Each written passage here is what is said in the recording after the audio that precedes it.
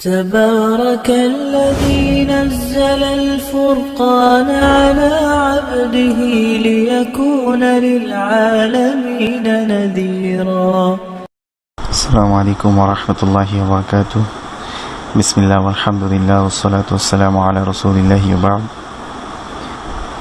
আলহামদুলিল্লাহ, আমরা লেসন 24 আজকে শুরু করব।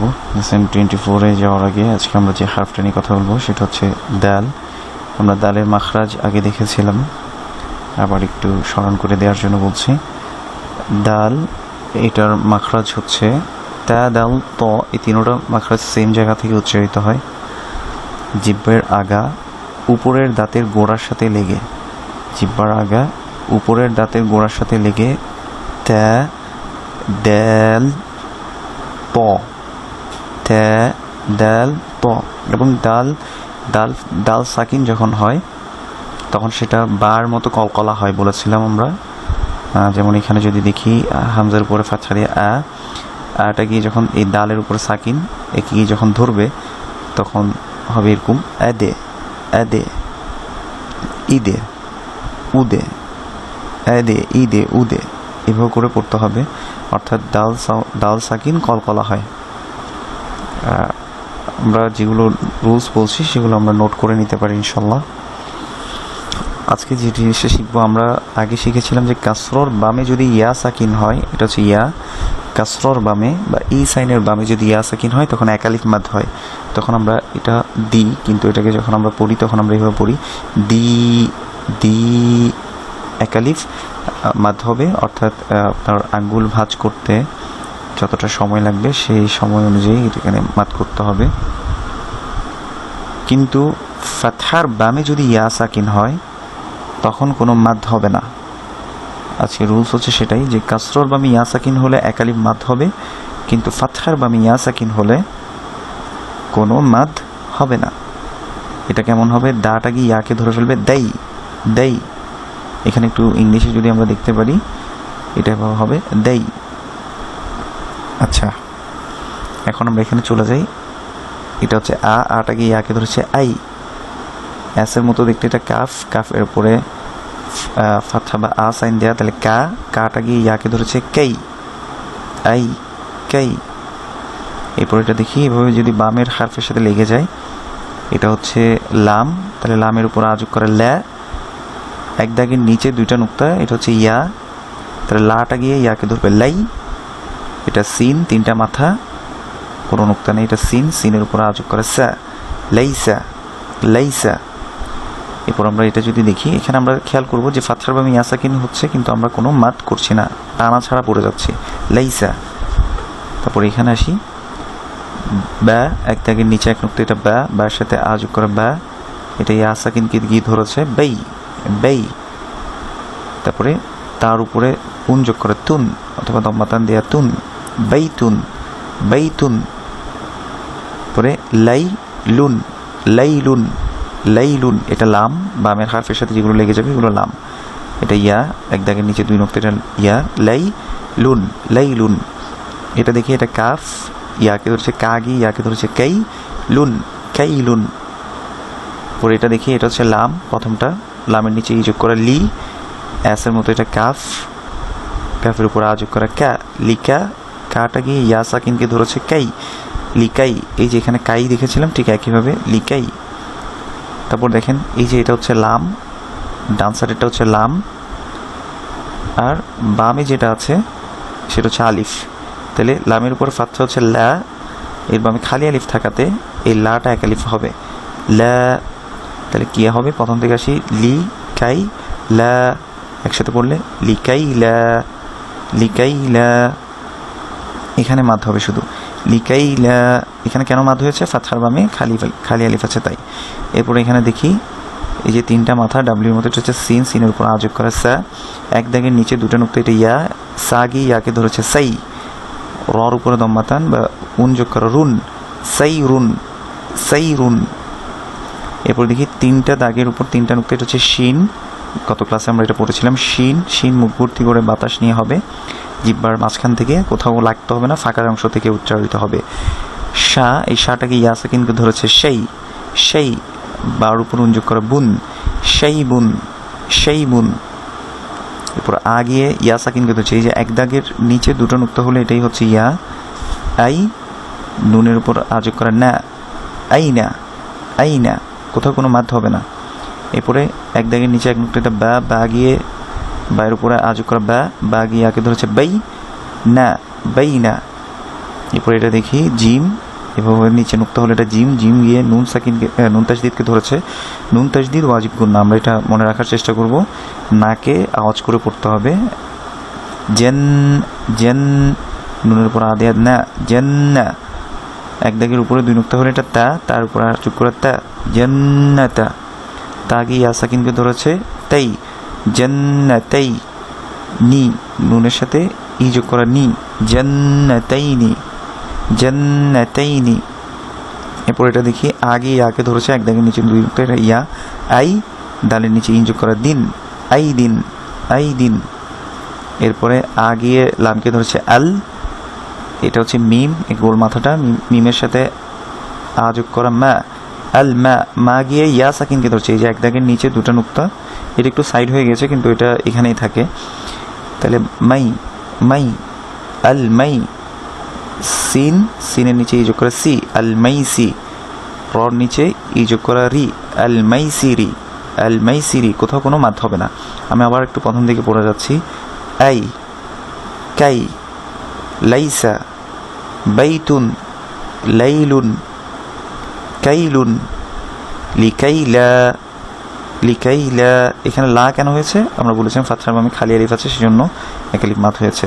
সাইরুন, শাইবুন, আইনা, বাইনা, জান্নাতাইনি, আইদিন, আল মাইসিরি। নাম। এর পরবর্তী লেসন 25 আমরা চলে আসি। এই যে আমাদের ঢর মতো দেখতে বাংলায়, এটাকে আমরা বলি ইয়া, ইয়ার উপরে ফাতহা দিলে হয় ইয়া। আচ্ছা, আমরা যদি দেখি যে ইয়ার উপরে যখন ফাতহা দেওয়া হয় ইয়া, এই যে এক দাগের নিচে যদি দুই নুক্তা থাকে এটা হচ্ছে ইয়া, ইয়ার উপরে ফাতহা দিলে ইয়া। আমরা একটু ইয়ার সাথে হারাকাগুলো দিয়ে দেখে আসি। এখানে যদি একটু খেয়াল করি যে ইয়ার সাথে যখন আ যুক্ত হয় তখন হবে ইয়া, ইয়া। আর ইয়ার সাথে যখন কাসরা যুক্ত হবে তখন হবে ই, ই। নিচের থুতনিটা একটু সামনের দিকে দিয়ে ই। আর ইয়ার উপরে যখন দম্মা হবে বা এরকম গোল হবে, উ সাইন হবে, তখন কিন্তু সরাসরি ইংলিশে আমরা যেরকম বলি ইউ, ঠিক ইউ সাউন্ড হবে। অর্থাৎ ইয়া, ই, ইউ, ইয়া, ই, ইউ, ইয়া, ই, ইউ। আমরা আবার বইয়ে চলে যাই।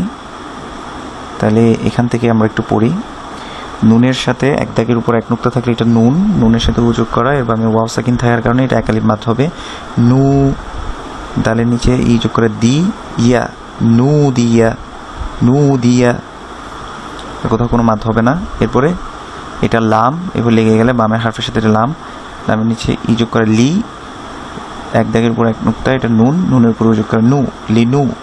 রর নিচে ই যোগ করা রি, লিনুরি। ইয়ার উপরে আ যোগ করা ইয়া, লিনুরিয়া, লিনুরিয়া। এরপরে এটা দিয়ে হচ্ছে লাম, এর বামে হচ্ছে ইয়া, এর উপরে আ যোগ করা লিয়া, লিয়া। এরপরে এক দাগের নিচে যদি দুই নুক্তা হয় এটা হচ্ছে ইয়া, ইয়ার উপরে উ সাইন দেয়া। আমরা দেখে এসেছিলাম একটু আগে যে ইয়ার উপর যখন এরকম দম্মা হয় তখন উচ্চারণ হবে ইউ, উচ্চারণ হবে ইউ। পুরো ইংলিশের মতোই ইউটা উচ্চারণ হবে, ইউ যেভাবে আমরা উচ্চারণ করি ঠিক সেভাবেই উচ্চারণ হবে ইউ। তাহলে আমরা যদি বই দেখি তাহলে এখানে কি হবে ইউ, ইয়ার উপরে দম্মা দিলে হবে ইউ, নুনের উপরে ফাতহা দিলে না, এর বামে খালি আলিফ থাকার কারণে এটা এক আলিফ মাদ হবে। ইউনা, ইউনা, ইউনা। এটা কিন্তু পুরোপুরি ইউ, ইউ হবে ইউনা। তারপরে দালের নিচে দি, এর বামে ইয়া সাকিন থাকার কারণে, কাসরার বামে ইয়া সাকিন থাকার কারণে এক আলিফ মাদ হবে দি, ইউনাদি, ইউনাদি, এভাবে হবে। এরপর দেখি লাম, এর পাশে ইয়া সাকিন দেয়া, লামের নিচে কাসরা, এর পাশে তাহলে এক আলিফ মাদ হবে লি। এরপরে ইয়ার উপরে ফাতহা, এর বামে হামজাতে সাকিন দেয়া। হামজাতে যখন সাকিন হয় আমরা বলেছিলাম আওয়াজটা শক্তভাবে ধরে ফেলে। ইয়া ইয়া, এক দাগের উপরে যদি দুটো নুক্তা হয় তার সাথে ইসাইন যোগ করা, কিন্তু এর বামে ইয়া সাকিন থাকাতে এটা একালিফ মাদ হবে। ইয়া তি, ইয়া তি। এরপর আমরা এটা দেখি নুনের সাথে আ দেয়া, না সি ইয়া, নেসিয়া নেসিয়া। আমরা ইয়া বলবো, নেসি আ বলবো না, নেসিয়া নেসিয়া। আবার একটু পড়ে যাচ্ছি সবগুলা। নু দিয়া, লিনুরিয়া, লিয়া, ইউনাদি, লি, ইয়াতি, নেসিয়া। এরপরের পেজে আমরা চলে আসি। ইয়াদিন, ইয়াদিন এক দাগের উপরে, এক দাগের নিচে যদি দুই নুক্তা হয় এটা হচ্ছে ইয়া, ইয়াদিন, ইয়াদিন, কোথাও কোনো টান হবে না। এটা বলেছিলাম একালিফ মাদ হয় হামজার বাম বা সাথে যখন এরকম একটা খালি আলিফ থাকবে, একালিফ মাদ। এক দাগের নিচে দুটো নুক্তা, এটা হচ্ছে ইয়া, ইয়ার উপরে যখন ফাতহা দিয়ে ইয়া, ইয়া। এটা গত ক্লাসে আমরা বলেছিলাম এরকম গোল হয়ে এটা যদি দুইটা নুক্তা থাকে এটা হচ্ছে গোল তা, অথবা আমরা তা মারবুত বলি। এটার সাথে উন যোগ করা, তুন, আয়াতুন, আয়াতুন। এরপরে এখানে আসি, আগে লামকে ধরেছে আল, ইয়া, আল ইয়া। ইয়াটা গিয়ে মিম তাজদিদ, মিম তাজদিদ ওয়াজিব গুন্না, গুন্না করতে হবে। ইয়াম, ইয়াম এভাবে ধরবে, আল ইয়াম মু, আল ইয়াম্মু, আল ইয়াম্মু। তারপরে এখানে দেখি লাম কাসরা, এর বামে ইয়া সাকিন থাকে, লি একালিফ মাদ হবে। আলি মুন, আলিমুন, আলিমুন। এরপর দেখি এটা আল, আটা গিয়ে লামকে ধরেছে, এটা হচ্ছে লাম। আমরা বারবার বলছি যে এভাবে গিয়ে যদি বামের হারফের সাথে লেগে যায় তাহলে এটা হচ্ছে লাম। কারণ আলিফ দেখেন, আলিফ কিন্তু বামের হারফের সাথে লাগে না।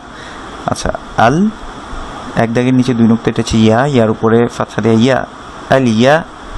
মিম, মিমের নিচে কাসরা, এর বামে ইয়া সাকিন থাকার কারণে এটা একালিফ মাদ হবে।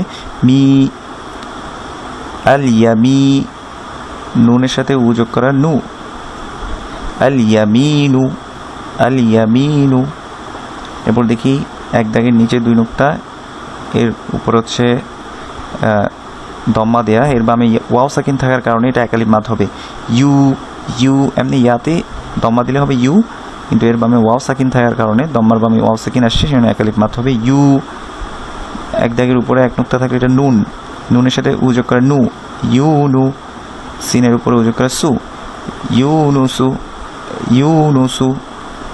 এরপর এখানে আসি, আলিফ বা হামজার উপর হচ্ছে আ যোগ করা, এটা ইয়া, এক দাগের নিচে দুটো নুক্তা, এটা হচ্ছে ইয়া, ইয়ার উপরে তাজদিদ দেয়া, তাহলে আটা গিয়ে ইয়াকে এসে ধরবে আগে, আই, আই।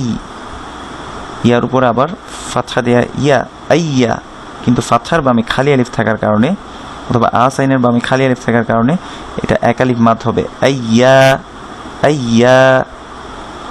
মিমের নিচে ইন যোগ করা, মিন, আইয়া মিন, আইয়া মিন। তারপর এখানে দেখি এক দাগের নিচে দুইটা নুক্তা ইয়া, ইয়া, ইয়া, তাহলে এটা কি হবে? ইয়া দি ইয়া, ইয়া দিয়া, ইয়া দিয়া। তারপর এটা দেখি ইয়া দা, কিন্তু ফাতহার বামে খালি আলিফ থাকার কারণে এটা এক আলিফ মাদ হবে। ইয়াদা, এটা কা, ইয়াদা কা, ইয়াদা কা। এখানে দেখি ইয়াটা গিয়ে হামজা সাকিনকে ধরে ফেলবে, ইয়া, ইয়া। জিম, জিমের উপরে দম্মা, কিন্তু এর বামে ওয়াও সাকিন থাকার কারণে এটাতে এক আলিফ মাদ হবে। ইয়া জু, তারপরে এটাও জিমের উপরে উ যোগ করা, জু, ইয়া জু জু, ইয়া জু জু। এরপরে এটা দেখি ইয়াটা গিয়ে হামজা সাকিনকে ধরবে, ইয়া, এটা কাফ, কু, ইয়া কু, লু, ইয়া কুলু, ইয়া কুলু। এরপরে দেখি এখানে এক দাগের নিচে দুটো নুক্তা, এটা ইয়া, ইয়ার উপরে ফাতহা দিয়ে ইয়া, তার নিচে কাসরা দেয়া, কিন্তু এর বামে ইয়া সাকিন থাকার কারণে তি, এটা একালে মাদ হবে, ইয়া তি। মিমের উপরে ফাতহা দেয়া মা, মাটাকে ইয়া সাকিনকে ধরেছে মাই, ইয়া তি মাই। নুনের নিচে ই যোগ করা নি, ইয়া তি মাই নি, ইয়া তি মাই নি। এরপরে এখানে দেখি এটা লাম সাকিনকে ধরেছে আল, ইয়ার উপরে দম্মা দিয়া ইউ, আল ইউ, ইউটা গিয়ে সিনকে ধরেছে ইউস, ইউস, আল ইউস, রর সাথে উযোগ করে রু, আল ইউসরু। মনে রাখবেন এটা ইয়ার উপরে যখনই দম্মা হবে বা উ সাইনটা হবে তখন হচ্ছে ইউ হয়ে যাবে, আল ইউসরু, আল ইউসরু। ইউস সিনটা চিকন, রুটা মোটা, আল ইউসরু।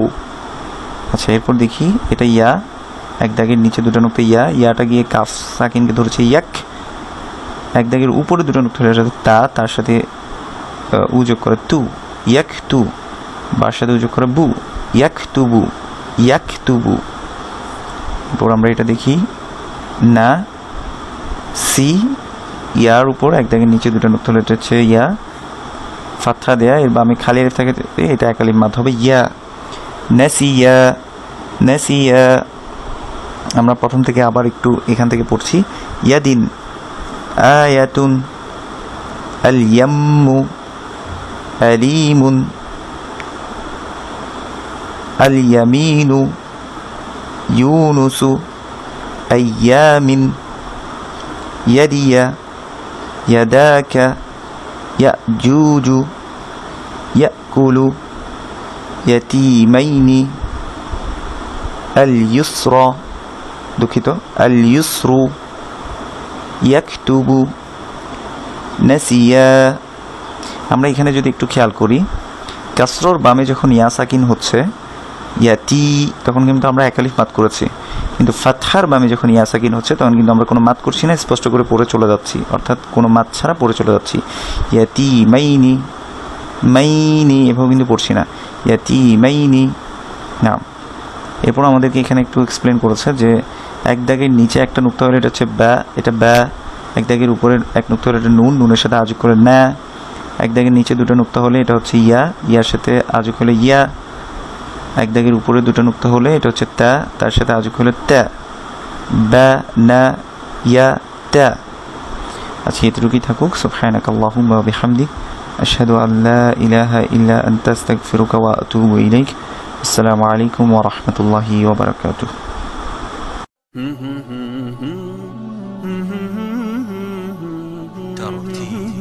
ترتيل